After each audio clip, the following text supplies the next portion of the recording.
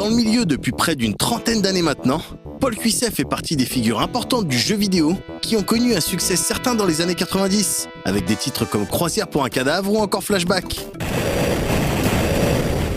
Aujourd'hui développeur indépendant, Paul, comme beaucoup d'autres, est passé par la case financement participatif pour que Subject 13, son dernier projet en date, voit le jour.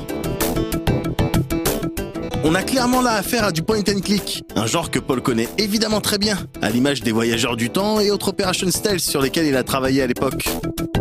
Si la technologie a évidemment changé depuis les années 80, on se demande ce qu'il en est de la manière de travailler de Paul. Il y a pas mal de différences dans la conception du jeu, dans la manière de construire les puzzles, parce qu'évidemment, le game design a beaucoup évolué, on a appris beaucoup de choses. Il y a beaucoup de pièges dans lesquels on était tombé à l'époque, qu'on essaye d'éviter aujourd'hui.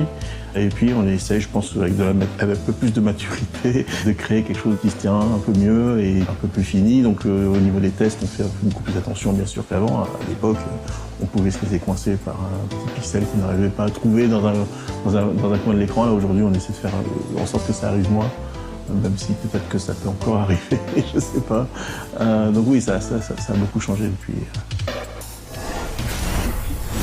Subject 13 vous place dans la peau de Franklin Fargo, un professeur de physique plutôt déprimé depuis la mort de sa fiancée qui, de manière à la fois involontaire et mystérieuse, se retrouve être l'objet d'expériences plutôt bizarres dans un endroit qui l'est tout autant.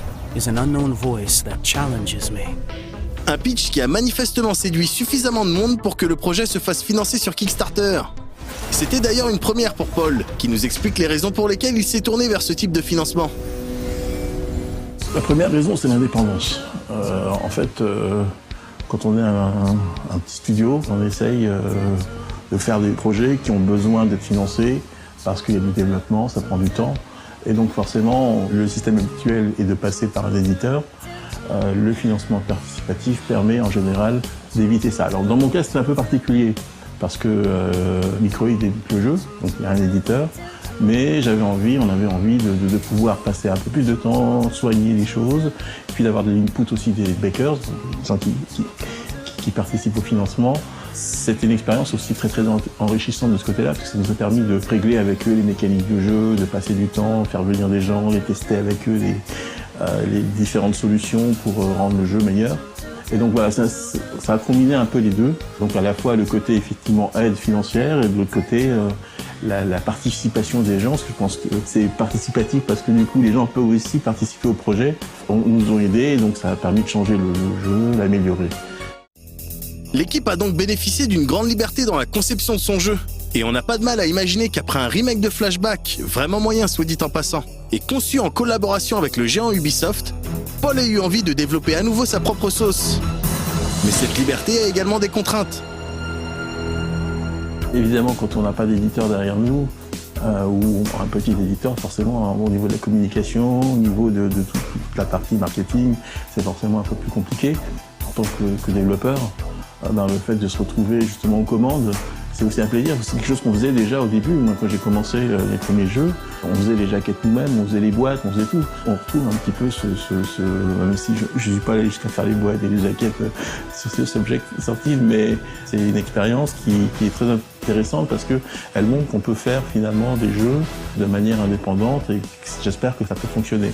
Après, c'est vrai qu'avoir un éditeur derrière soi, un gros éditeur comme Ubisoft, c'est autre chose. C'est une machine de guerre. Alors il y a les contraintes aussi de la machine de guerre parce qu'il faut être dans les temps, il ne faut pas se tromper. C'est relativement confortable aussi parce qu'on est soutenu. Donc voilà, c'est une expérience un peu différente, mais quand j'ai commencé à développer il y a une trentaine d'années, j'étais tout seul, derrière un clavier. Ensuite on est passé à 2, ensuite à 4. J'ai l'habitude de ça et c'est ce qui me manquait.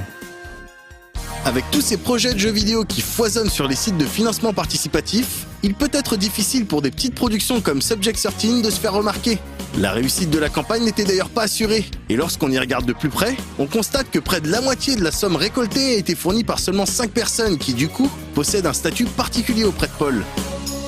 Les 5 personnes sont super sympas, donc c'est vraiment une sorte de contrat qu'on passe avec les gens, d'essayer de faire le mieux qu'on peut. Je pense que c'est aussi ce qui fait que les systèmes de financement participatif marchent, parce que c'est pas juste travailler, enfin participer à un projet de gens qui sont inconnus et on ne sait pas trop. Là, il y a vraiment une relation qui se crée. D'ailleurs, le backer qui avait mis le plus d'argent est venu chez nous. Il a travaillé avec moi sur le jeu. On a pu coder ensemble des choses. Et donc, voilà, ça crée des liens qui sont... Donc, c'est vraiment une aventure différente. Et c'est très intéressant de voir qu'on peut, justement, à travers le jeu et à travers ces mécaniques-là, tisser des choses qui ne seraient pas possibles autrement. All my life, people have called me Franklin Fargo. Subject 13 est un pur jeu Kickstarter, avec tout le positif que ça implique, comme la proximité entre les devs et les joueurs, la réactivité concernant les feedbacks, et donc cette sensation d'avoir affaire à un titre qui s'adresse directement à son public. I've been held in this strange place. Mais ces belles histoires soulèvent également des questions, comme celle de ces gros backers qui, dans un monde qui tourne à peu près rond, devraient peut-être être considérés comme les producteurs qu'ils sont de fait, plutôt que comme de simples contributeurs passionnés.